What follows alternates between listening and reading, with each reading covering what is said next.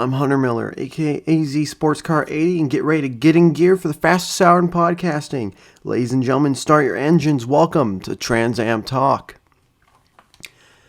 How you guys doing? A lot of racing going on the past few weekends. I figured we'd start the podcast with a review of last week's Trans Am races, and then try to get into a short preview of what's coming up tomorrow. Is currently Friday, April 22nd, and trying to find time to do this has been very hard during my move.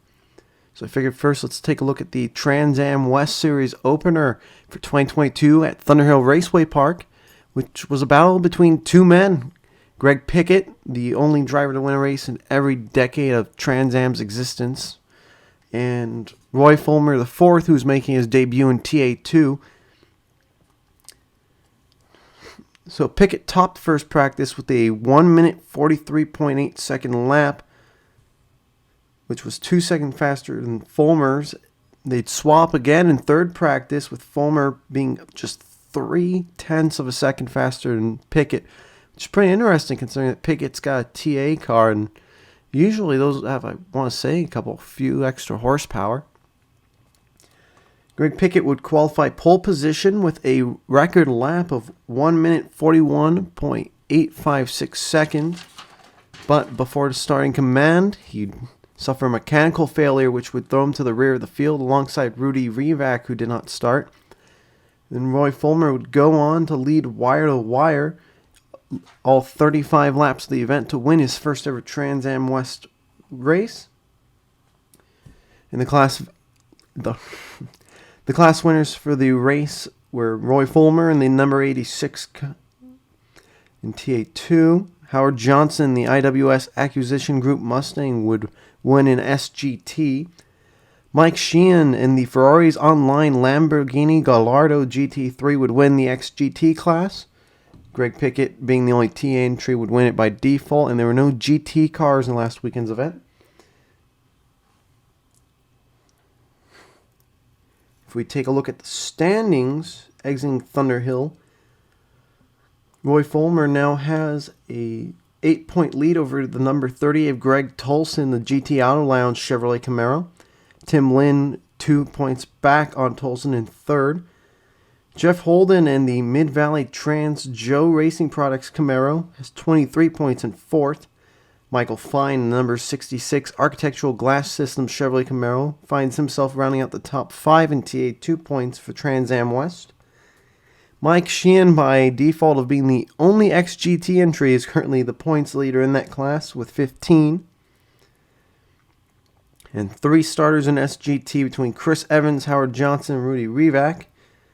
Currently, Chris Evans looks to have a 2-point lead over Howard Johnson. Rudy Rivac, due to not starting, has 0. And of course, Greg Pickett leads in TA with a whopping 0 points in Trans Am West.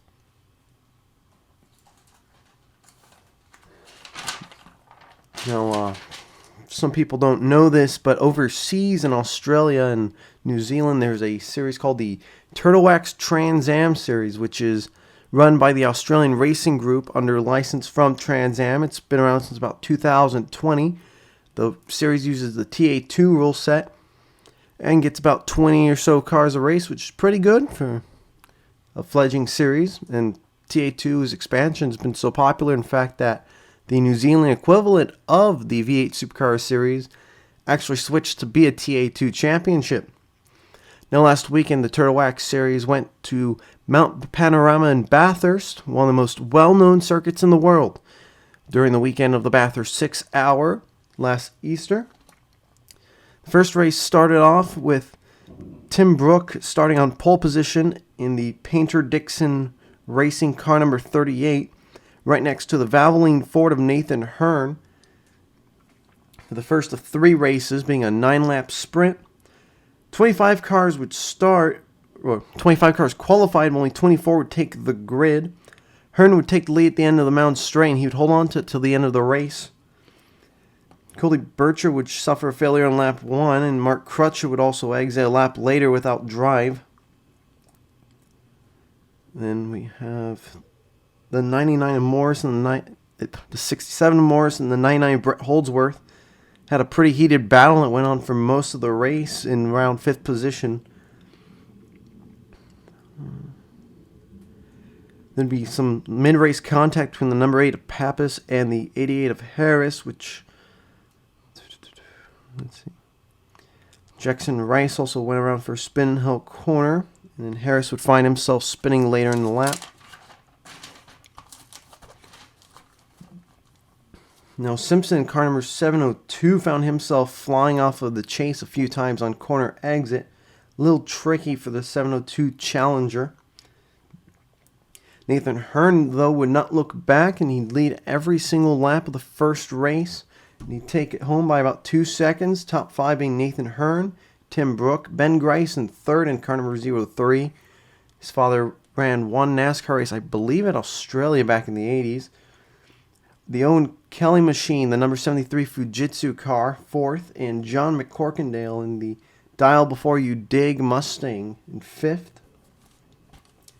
Later that day, they'd go for race 2, and the grid would be set by the results of race 1.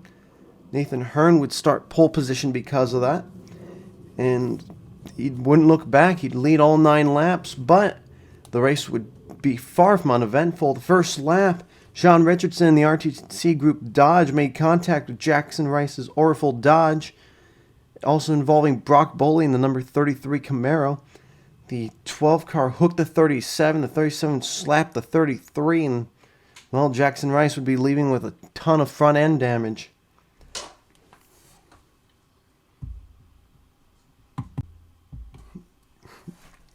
Let's see. What was I?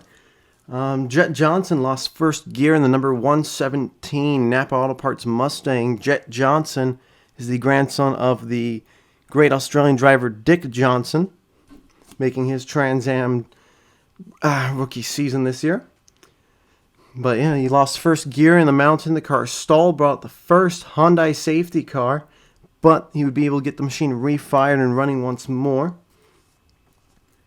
Now in the end, Hearn and Book would pull away on the restart ahead of the number 3 of Ben Grice. Excuse me. Then Jet Johnson would go straight off in the chase, and looked like the car suffered a fatal mechanical issue as he pulled off and stayed there for the rest of the event. Ben Grice in the number 03 All-American Driveline Ford would lose a ton of spots on lap 6. He went off in the chase and spun, dropping from 3rd position all the way to 12th. Car was having issues with gearing. He got stuck in 4th. Chris Pappas would also take a spin that same lap, a couple corners down in Murray's, throwing the 8 machine completely around. And as for day 1 of Australian Trans Am racing, Nathan Hearn led all 18 laps of the first 2 races, went home with the victory. The top 5 at the end of the second race, Nathan Hearn won by a 3-second margin over Tim Brook in the Trady Pad Mustang. Owen Kelly once again in the top 5 with the Fujitsu Mustang. The number 99 of Brett Holdsworth in the Breeze Holiday Parks Camaro would be in 4th, the only non-Mustang in the top 5. John McCorkindale in the Dial Before You Dig Mustang found himself in 5th. The last race of the weekend, Easter Sunday, would play host to the final round of the weekend for the 9th race in the 3rd round of the Turtle Wax Trans Am Series at Bathurst. Nathan Hearn, of course, started on pole for the 42-mile event. He'd lead lap 1 as the mid-pack battled hard for position, but on the start of lap 2, the 36 of... I guess I didn't write the name.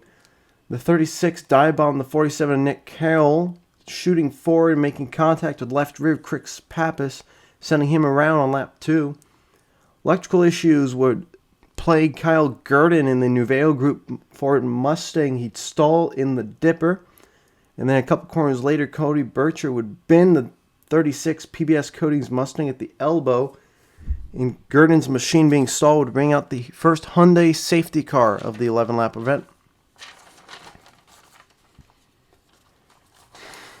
Early exit for Loki Dalton Due to rear end damage, he'd have to bring his number 45 Mustang inside, calling it a day. The race would restart on lap 5, but soon the number 23 of Hollinger, first name on that. This is what happens when you try to set this up in your spare time. Where are you?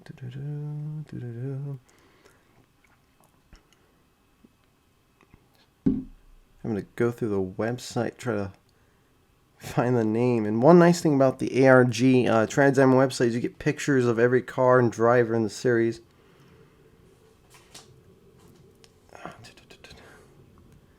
So John Hollinger, there we go, the unsponsored black number 23 Camaro.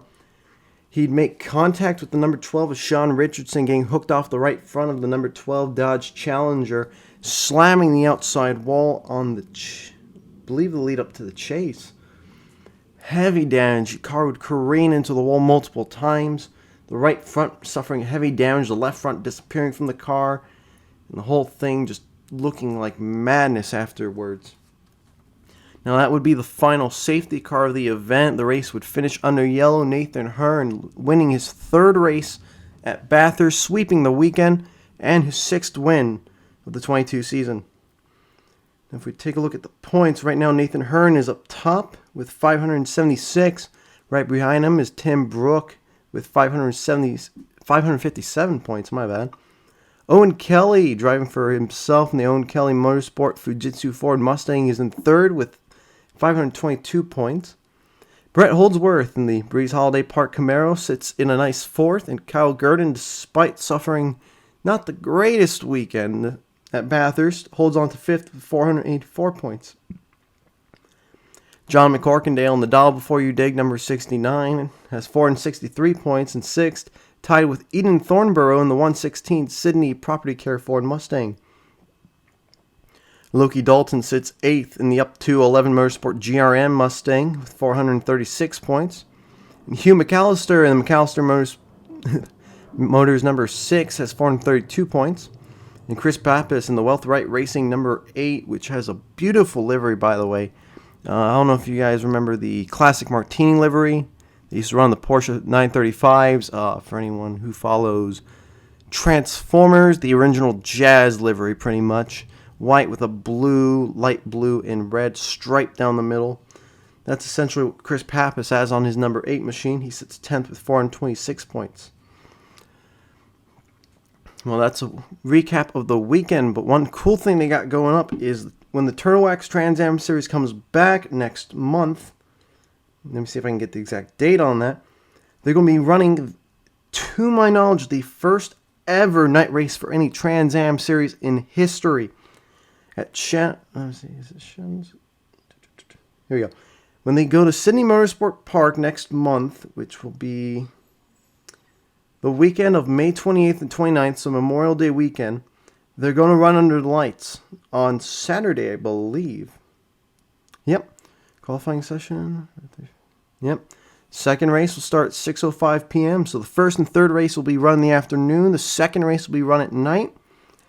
Now, if you live in Australia, the races air on Stan Sport, but for those of us in the United States, highlights are posted to YouTube, and if you make a motorsport.tv account for free, you can follow each and every race of the Turtle Wax Trans Am Series, which is how I've been watching it, which, thank goodness. Really great action, but the TA2 class usually does that. Having those controlled parts and controlled costs creates such a nice level playing field that basically anyone can come in, battle it out, have a good time, but only the best drivers seem to really show their stuff in the TA2 because it's just raw racing, you know. No electronics. They're driving just basically like regular stock cars. And when I say stock car, I mean like a NASCAR, you know. Cars that aren't technologically advanced, but it requires a good driver with great skill to handle them. Now let's head out from Australia and head towards Weathertech Raceway for this weekend's events.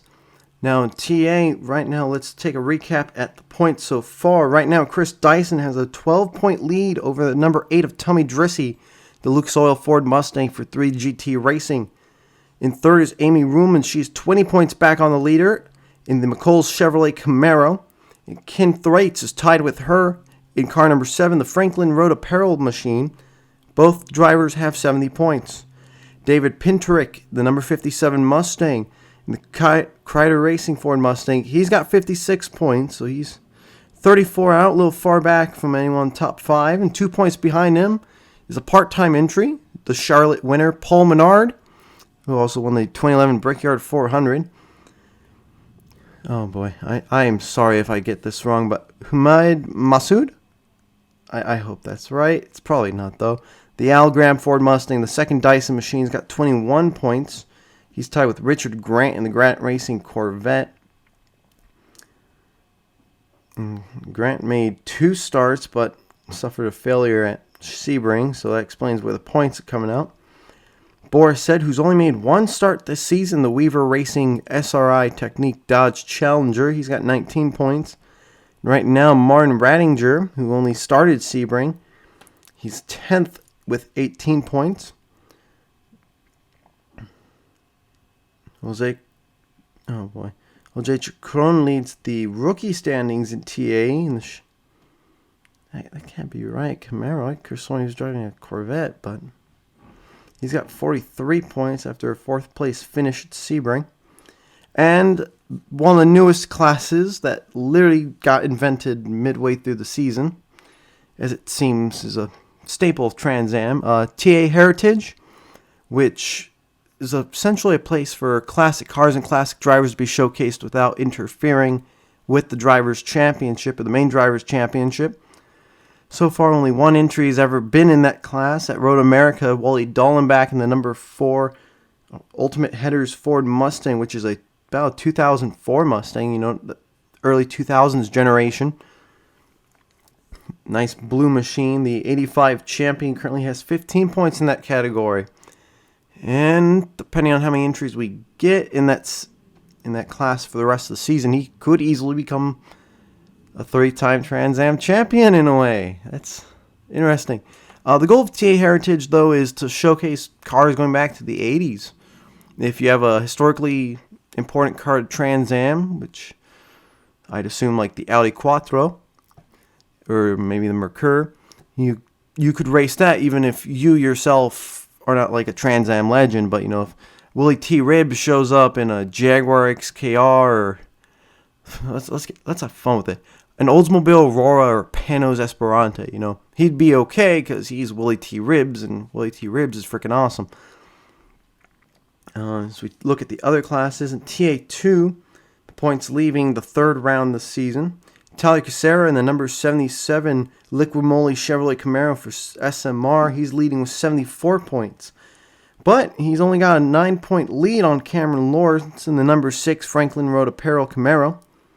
Mike Ski and Ralph Amados, pair of teammates, 3rd and 4th with 62 and 59 points.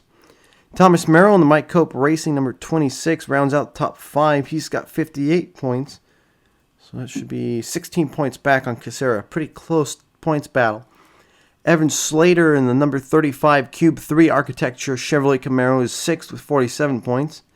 Jeff Sexton in car number 12, the Horse Soldier Bourbon Whiskey Ford Mustang has 45 points, 2 back on Slater.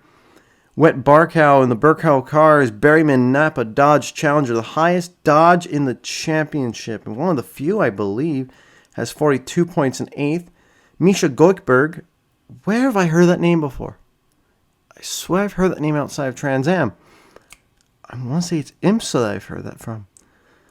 In the BC cars, Chevrolet Camaro has 39 points, and Dylan Archer rounds out top 10 in the MMR FPEC Racing Group Ford Mustang. And as we look at rookie standings, Ethan Slater is currently leading that with Jeff Sexton right behind him with 45 points, mirroring the regular points battle. Personally, the way it should be. Dylan Archer 3rd, Robert Noacker in car number 03 is in 4th with 35 points, and Darren Mock is in 5th with the AAN Adjusters Ford Mustang with 30 points. pretty big rookie class this year. 21 drivers currently in the rookie points, even if about 10 of them only have less than 5. And you got a lot of drivers, one start like Jack Wood, which I assume is the same Jack Wood from NASCAR. Sammy Smith has 8 points. He's 10th. He's only made one start as well. That was last weekend. Drivers like Chad Christensen, Danny Bender, Evan Pecor, Michael Attaway, and Matt Gray all have 1 point for making a single start, most of those being at Road Atlanta. Now, if we take a look at the Xgt Drivers Championship, and for anyone who's never watched Trans Am, Xgt is a class for former GT3 cars that are run as they were during their homologation. Randy Hale leads in the Whelen Engineering Chevrolet Corvette, which I'm pretty sure, and I'm not completely sure on this, I don't know factually, but we have 3 Corvettes, and I'm assuming these are all former Grand Am GT cars. Because the only GT3 Corvette out there that I know that's been homologated is the Callaway right now, till the GT3R comes out. And the Callaway's a C7, whereas these guys have all been running C6s, so I assume they're all ex-Grand Am cars, because they were around the same performance level. Nothing but Corvettes here in Xgt. Randy Hale leads in the Whelen Engineering Corvette. Beautiful livery. He won at Road Atlanta. In fact, it looks like XGT's only appeared at Road Atlanta.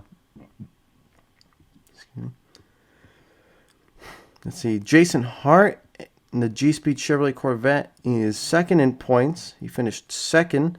And Michael Weathers, who did not start at Road Atlanta, currently has 0 points.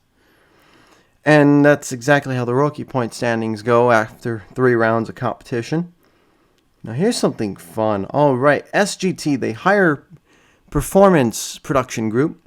Milton Grant in the Century Self-Storage Porsche 991.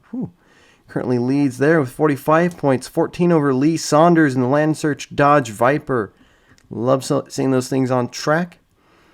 Luca Mars in the race for RP Ford Mustang is third. He's only made one start this season at Sebring. Cary Grant in the Grant Racing 2 Porsche GT3 Cup car, also with one start, has 23 points in fourth. And Todd Nepieski in the Total Performance Racing Chevrolet Camaro is fifth with 22 points. No, is that right?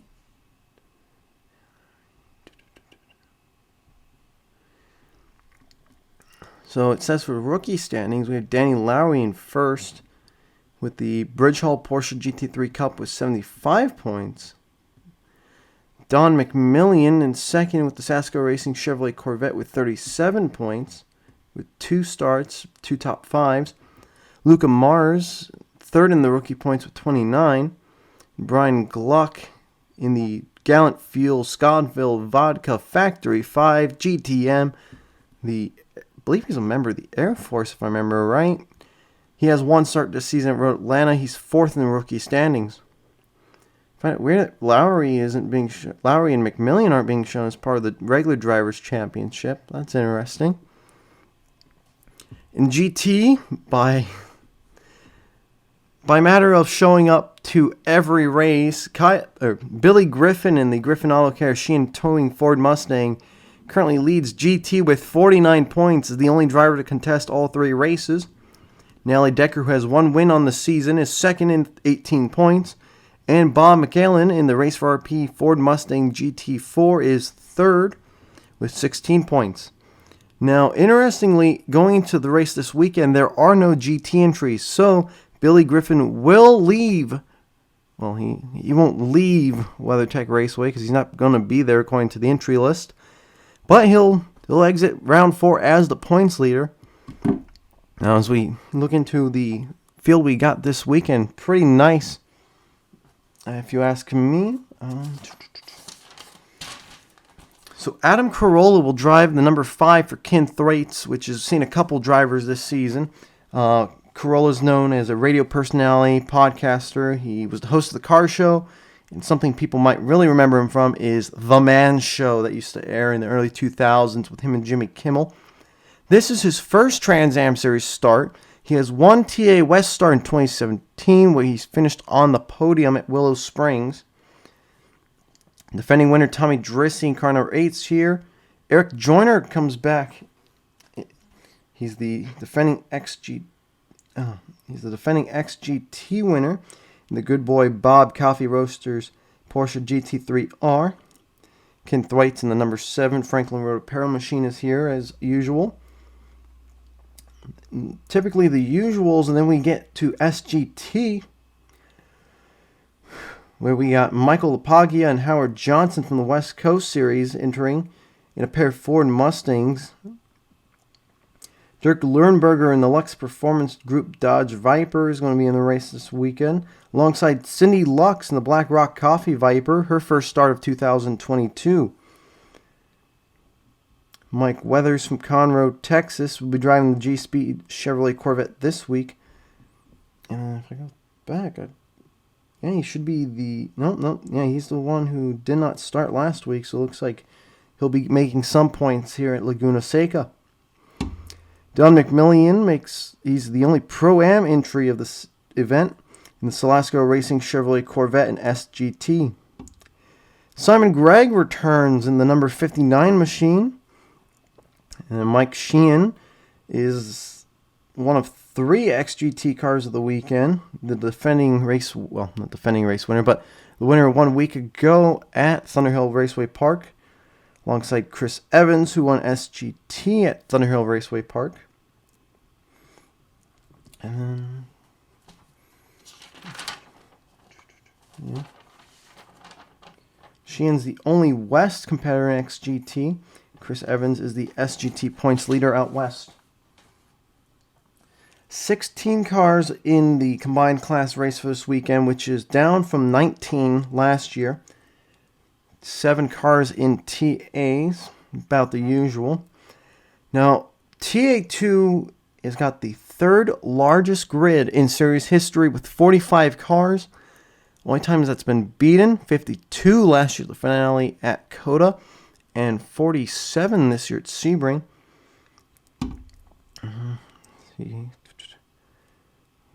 Now, I'm not going to go through all these guys, but some of the ones I find interesting. We got the 75 machine. That's Darren Mock.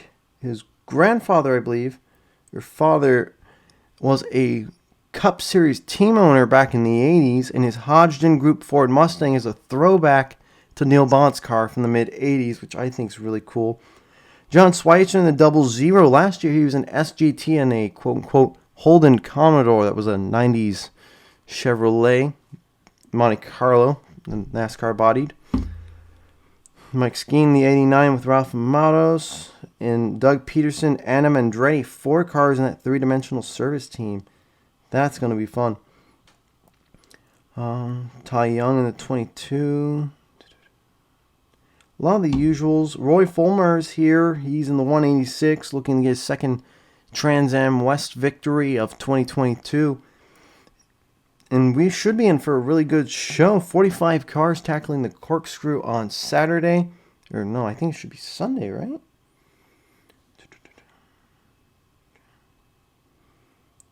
Let me check. I've been a little bit cut on time trying to work on this, so that's why I'm a little behind with the schedule. Been moving from my apartment, which has been wonderful for killing time. I want to say Trans Am is Saturday and Trans Am 2 is Sunday. But we should be in for a show. It's the first of 2 back-to-back weekends on the West Coast.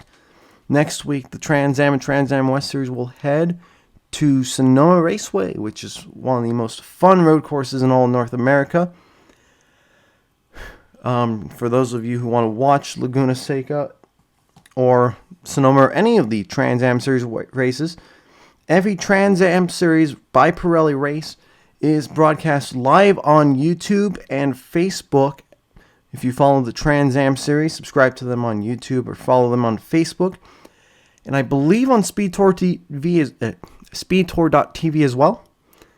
Now, if you want to watch the Trans Am West Series races by Pirelli, or the Western Championship, that's a little harder. They do not have any broadcast deal to my knowledge, which means that you just have to follow live timing and scoring and articles to keep up with what's going on there unless you can make it out to a race. If you missed the race at Sonoma, we do have the replays on CBS. I'd have to go through and see what day and time for those. I'll probably post them on Twitter. You can follow me at AZSportsCar80. That's my Twitter. That's my Instagram. It's basically my everything. Now, I hope you guys enjoyed. This is just the first episode. Got to work out a lot of the kinks. But I figured it'd be fun to finally make a Trans Am podcast, because I can tell you, I've searched on Spotify, I've searched on Podbean, I've searched on everything, and there doesn't seem to be one. And I think it's about time for that to change. I hope you guys all enjoyed. Don't forget to watch the racing this weekend on YouTube, Trans Am Series as well. It's going to be a lot of fun. Last year's event was pretty exciting and full of intensity. And just keep following around the season. I'll see you next week with a recap of what went down at Laguna Seca and a preview of the beautiful Napa Valley events coming up next weekend. You guys take care and enjoy the race weekend.